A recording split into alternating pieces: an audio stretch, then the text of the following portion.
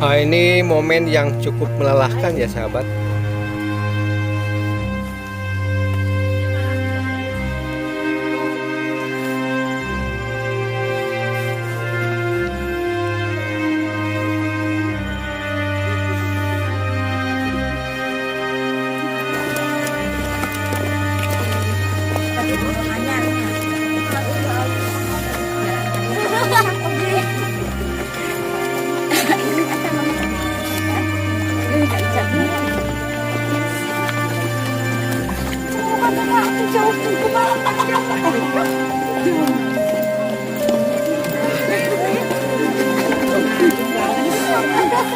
Tradisi pernikahan di pedesaan ya, perkampungan.